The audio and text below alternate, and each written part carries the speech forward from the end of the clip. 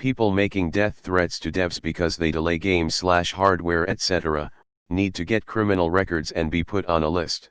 These people don't know who made the call for the delay. Regardless, even if they do know, the sheer fact that they would threaten a life due to a minor lifestyle inconvenience when they know little to nothing of the individual's life or what the individual they're threatening may be going through makes them the worst. Petty extremism over a game. They should target that passion towards things that matter, like making themselves better. There should be harsh repercussions for this. Let me guess, CP 2077. I wonder what game this is referring to. I agree. It's ridiculous. All death threats, regardless of the reason, should be a felony. No exceptions. Wait, people do this? TF. It's just a bunch of absolutely pathetic keyboard warriors. Most of them would probably be too craven to even leave their mother's basement. Death threats are illegal. Also, wrong sub. People who make death threats online should be shamed publicly. It's cowardice, and the only reason they do it is they think there won't be any repercussions. I reckon if they knew everyone would see it, they wouldn't do it. And if anybody disagrees with me, I'll kill you. But seriously folks, I remember hearing before about when Facebook changed the way it worked years and years ago so that your comments could show up people's timelines or whatever. The number of people sending abusive comments decreased massively. Name and shame is the way to get them to stop. Maybe even inform their mothers. That's bound to have an effective and hilarious response. Is it really unpopular that someone making death threats gets a criminal record? Well shit, it's time for me to post my unpopular opinion that drink driving is bad. Even worse, they should get banned from the game. People making death threats to devs because they delay games/hardware etc. need to get criminal records and be put on a list.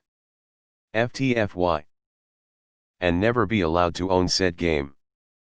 A list of people who don't get the game. Imagine making a death threat over a fucking video game.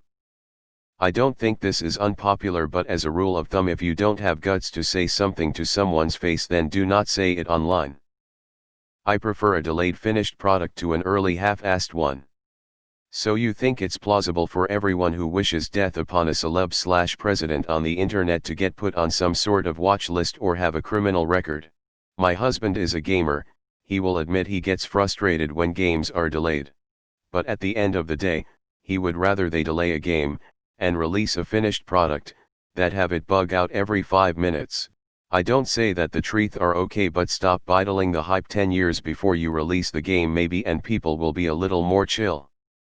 Yeah, bunch of kids sending threats, yeah, let's put that on their criminal records. Unpopular, but straight out illogical. Firstly, the commenter needs to be found. Then, where will the courts be? In the company's mainland? Or the criminals? Also, generally there aren't death threats going around for delays. There might be some kids, however, if a certain game promised for much earlier was to be delayed multiple times, despite how misguided it is, the unease is justified. Just a hypothesis.